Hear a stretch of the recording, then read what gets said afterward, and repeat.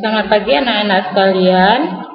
Pagi hari ini kita akan mempelajari cara membuat fungsi pada Microsoft Excel ya.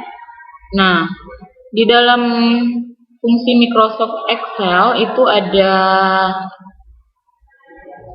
fungsi sum ya, ini fungsi sum, kemudian fungsi average, fungsi max ya, fungsi minimum, max ini maksimum ya, kemudian fungsi count, terakhir itu adalah fungsi if ya, fungsi if ini. Nah ini ya fungsi if. Mulai dari fungsi sum dulu ya. Ini gunanya untuk menjumlahkan data. Rumusnya adalah sum dalam kurung range ya. Nah misalnya ibu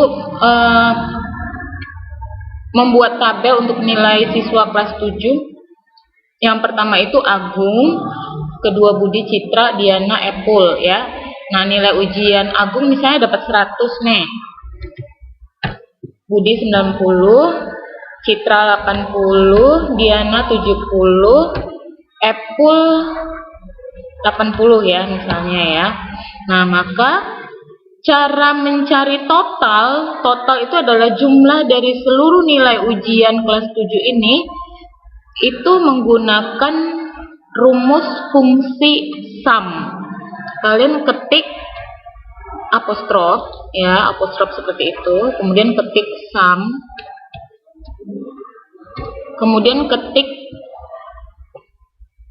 kurung buka, kemudian kalian sorot mulai dari C5 sampai C9 ya, pakai kursor mouse ya. Kemudian baru ketik lagi kurung tutup, kemudian baru enter. Nah hasilnya adalah 420.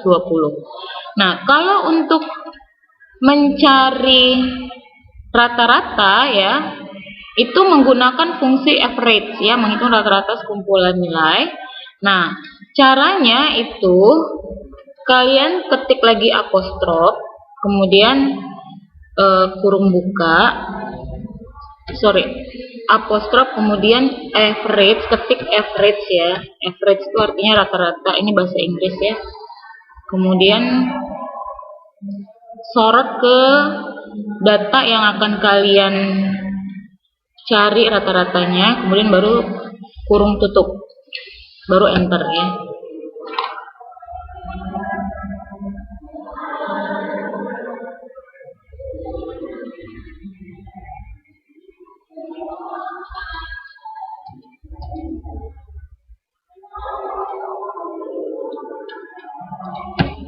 Nah gitu ya. Untuk mencari nilai tertinggi dari nilai ujian ini, itu kan yang paling tinggi Agung.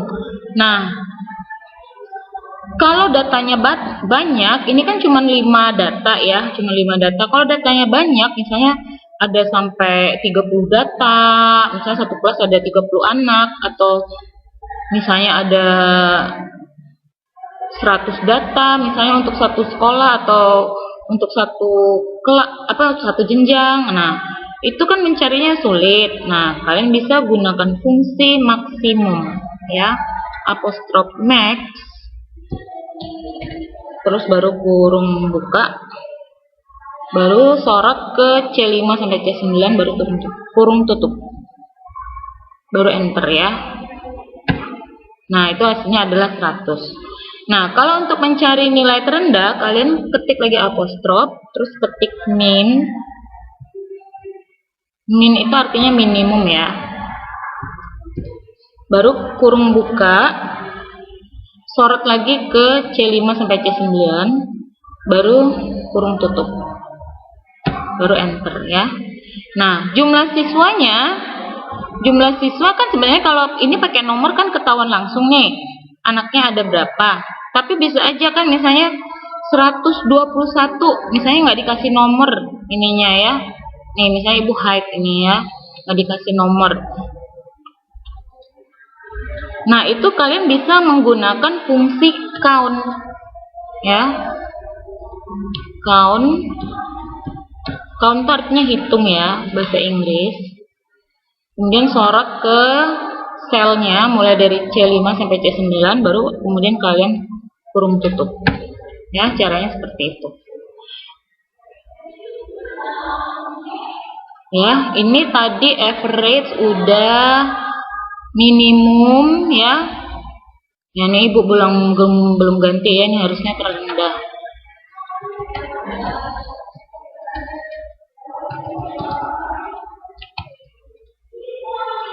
Kemudian count ya, menghitung banyak sel yang berisi angka. Ini tadi kita sudah pelajari. Kemudian itu yang terakhir adalah if. If ini untuk menghitung banyak sel yang berisi. If itu berguna untuk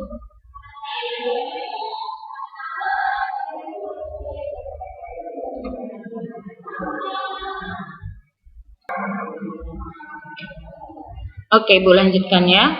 Fungsi if itu untuk menghasilkan nilai berdasarkan uji logika. Rumusnya adalah if dalam kurung tes logika pakai tanda petik ya, kemudian kondisi tidak sesuai, kemudian petik lagi baru kondisi sesuai. Nah, contohnya apa, Bu? Contohnya if jika ya ini C5 kurang dari 75. Nah, jadi misalnya nilainya Agung